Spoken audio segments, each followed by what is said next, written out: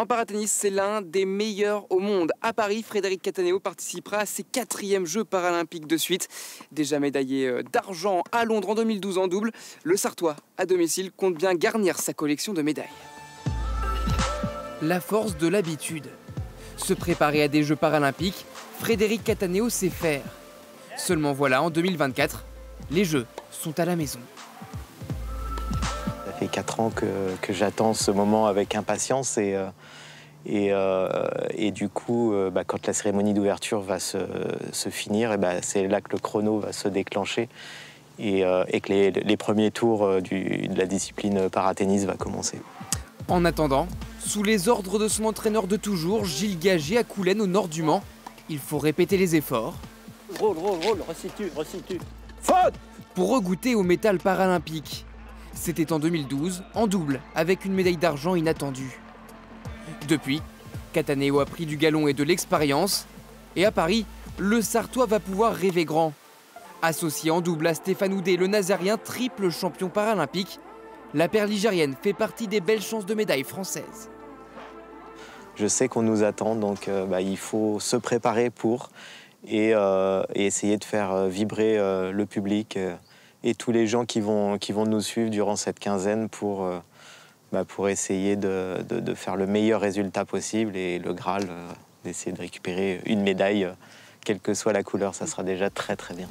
En tout cas, Frédéric Cattaneo est sûr d'une chose, il pourra compter sur sa force de caractère. Le grand public ne se rend pas trop compte, mais il joue beaucoup à l'étranger. Il y a l'Asie, il y a les États-Unis, et donc il va partout. Il faut une force mentale énorme parce que repartir, revenir sans arrêt. Il aime ça. Donc on peut dire que la force, si on peut l'exprimer, c'est qu'il aime ça réellement. Des voyages et des tournois aux 4 coins du monde. Amputé de ses 2 jambes après un accident de moto en 2002, Frédéric Cattaneo a appris à voyager en autonomie. Donc comme vous pouvez le voir, je monte dans le coffre pour pouvoir prendre mon fauteuil. Prendre l'avion en fauteuil, c'est assez facile quand on connaît. Mais il faut savoir le protocole de l'assistance et tout ça. Donc maintenant j'ai l'habitude, donc il n'y a aucun souci. Mais il arrive toujours des surprises. Donc voilà, c'est ça qui fait aussi le piment dans le voyage. Chez lui, le Manceau ne compte plus ses médailles. Des vitrines, témoins d'une carrière déjà bien remplie, et des photos pour se remémorer des bons souvenirs avant Paris.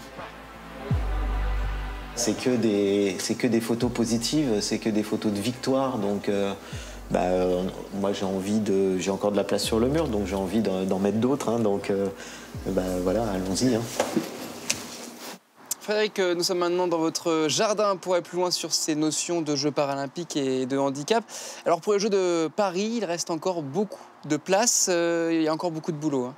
Oui, après le paralympique, il est un petit peu moins médiatisé que le sport valide. On est en progression, effectivement, mais on ne sera jamais, je pense, au même niveau que le sport valide. On travaille là-dessus, on milite là-dessus, on essaye de faire progresser des choses.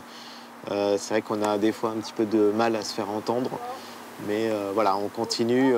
On travaille, c'est pas forcément pour moi, mais c'est pour les prochains en fait qui vont prendre notre place, qui puissent être dans de bonnes conditions. Alors à la différence des tennismen valides, vous devez travailler à côté. Je travaille à côté, effectivement, donc je suis conseiller entreprise à France Travail.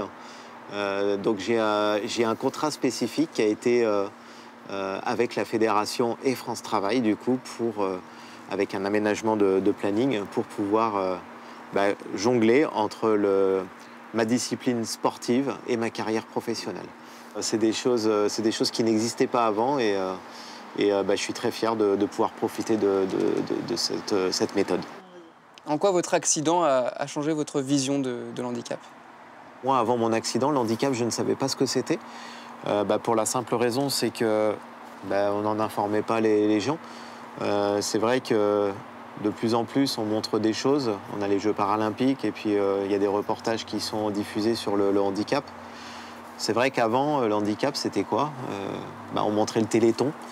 Alors c'est très bien hein, le Téléthon, mais il n'y a pas que ça dans le handicap. Le handicap, c'est vaste et il faut montrer d'autres choses aussi.